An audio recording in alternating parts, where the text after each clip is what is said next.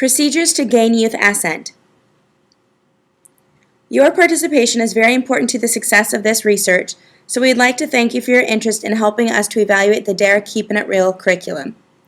This video is meant to review the procedures necessary for student participation.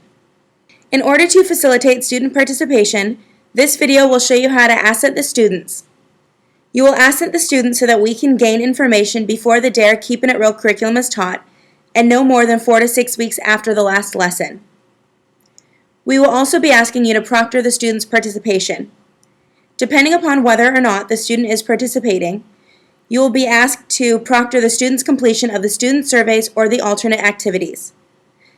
Another video will follow showing you how to proctor the student's participation. You can obtain an assent form in 2 ways.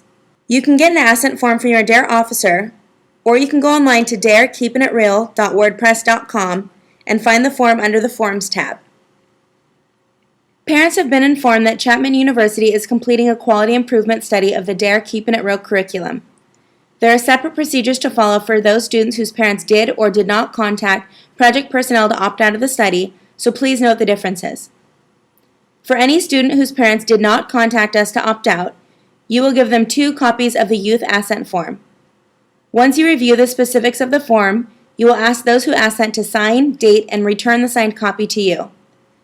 You will give these forms to your DARE officer, or you can mail them to project personnel using the provided self-addressed envelope.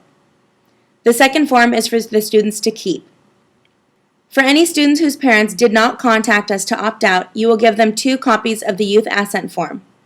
Once you review the specifics of the form, you will ask those who assent to sign, date, and return the signed copy to you.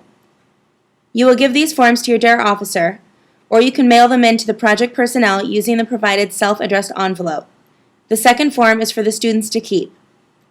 You will also provide those who assented with a tear-off sheet with a unique, non-zero subject code. We will now be reviewing the key points of the youth assent form for you to explain to your students. It is important to review the youth assent form with your students so that they understand the specifics of their role in the research study. Make sure to let them know that the project studies what they are learning from the DARE Keeping It Real lessons and wants their thoughts about these lessons.